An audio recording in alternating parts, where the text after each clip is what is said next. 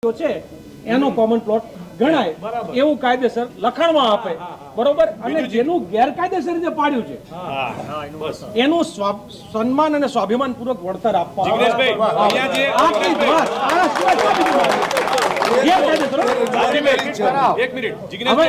ભાજપના કાર્યકરો છે ને એમના ઘર આગળ રોડ નહીં નીકળ્યા અને 73 થી 84 માં સ્પેશિયલ કેસમાં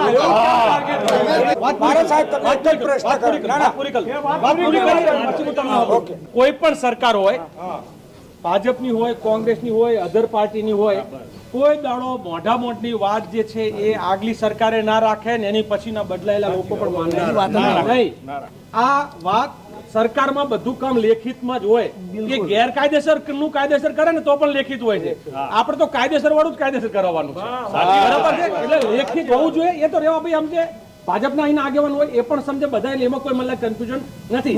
એટલે મોઢા મોઢનું નહીં, જીઆર હોય એનો ગવર્મેન્ટ રેઝોલ્યુશન અને મ્યુનિસિપલ કમિશનરમાં જે ઠરાવ કરવા પડતા, લેખિત કરવા પડતા હોય એ વિગતવાર કરવામાં આપે. એટલે આપણે કોઈ મારું એટલું જ કહેવાનું કે કોઈ જગ્યાએ આપણે એવું નથી ઈચ્છતા કે એ લોકોને બાનું મળે. વચ્ચે હું આવવાનો તો મેં ના પાડી ને કે ભાઈ મારા આવવાના કારણે તમારી મીટિંગ જો કેન્સલ થતી હોય તો હું નહીં આવું, બરોબર. પણ મેં એવું કીધું હતું કે કોણીએ ગોળ ચોટાડશો જ નહીં ચાલે, કોણીએ ગોળ નહીં ચાલે. એટલે અત્યારે આપણે કહીએ છીએ હજુ આ સોમવાર હું બીજો સોમવાર થતું હોય જેટલું આપણે રાહ જોઈ કામ પતાવવાનું થતું હોય, સમાજનું ભલું થતું એ જ કરવું. અને હું તો મેં તો જાહેરાત કરી હતી કે જો અમે આપણા 4 માંગણીઓ છે ને એ માંગણી મુજબનું જો બધું થઈ જાય ને તો આપણે તો મારે તો પંચાલ ને હોય કુલર કરવા માટે જ લઈ આપો. મારી તૈયારી છે. ભાજપ કોંગ્રેસ ભૂલી જવાનું. ગરીબોના સામાન્ય માણસોના મકાન એટલે એમાં આવે જ નહીં. સમાજની વાત છે, ગરીબોની વાત છે. એક જ મિનિટ પણ એક વસ્તુ ખાલી એટલું, એ ખાલી રમાડ કરે તો નહીં ચાલે. એના માટે જે કરવું પડે ને એ બધું કરશું.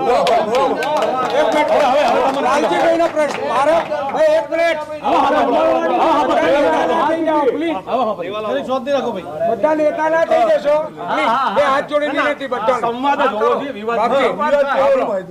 આપણે અંબાજીની અંદર મેં કાલે રઘુભાઈને ફોન કર્યો હતો. આજે તમને બંને નેતાઓ છે હું વાત કરું છું. હું કોઈ પાર્ટીનો નેતા નથી, મારે કોઈ સમાજ જોડે જ મારે લેવા દેવા છે, બીજા જોડે કઈ લેવા દેવા. અંબાજીની અંદર આપણને લેખિત આપ્યું છે. અંબાજીમાં લેખિત ના તો અમે આજે અમારી સોમવાર મીટિંગ છે ને તો અમારે કહેતા ભાવે કે જો અંબાજીમાં આપી શકતા હો તો ઓઢવમાં કેમ ના આલો? અંબાજીમાં લેખિતમાં આપશે જ અને કોર્ટમાં એફિડેવિટ કરીને આપ્યું છે. એની કોપી અમને એટલે એ કરો, એ કરીએ. કોર્ટમાં એફિડેવિટ કરાવડાવ્યું અમે સીધી લડાઈમાં જવા. અને બીજું અમે કીધું નથી દર વખતે બહાના ના કાઢે. મારા બેટા દર વખતે અંબાજીની વાત હોય, દ્વારકાની વાત હોય, ગરીબોના મકાન પહેલા પાડો, પહેલા મીટિંગો કરો ને. સાચી વાત છે. આ વાત છે ને. બીજું એક મિનિટ મને પૂરું કરવા દો.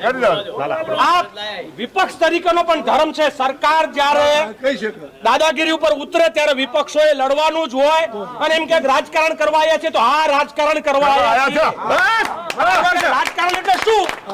રાજકારણ એટલે સત્તામાં બેસી જવાનું નહીં. રાજકારણનો મતલબ છે લોકોના દુઃખ અને દર્દમાં હિસ્સો લેવા જવાનું. અને એ રાજકારણ હું જિગ્નેશભાઈ કરીએ છીએ. અમને પેલી સત્તાની વોટના રાજકારણમાં રસ નથી. આ લોકોને કહી દેવાનું. એટલે જગદીશ પંચાલ અને મુખ્યમંત્રી બે ને સ્પષ્ટ સાહેબ અત્યાર પછી ભેગા થયા ઇધર કોઈ નતા. દર વખતે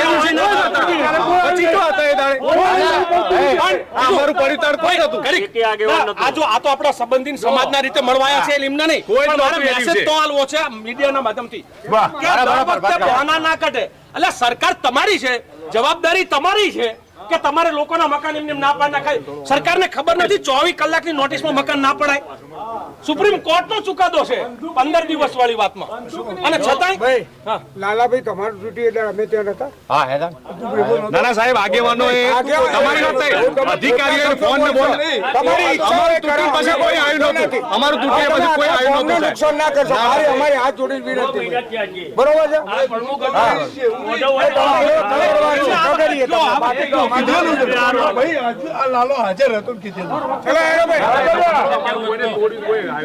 ના, લાલો હતો પણ હતો ને અમારા ઘરે.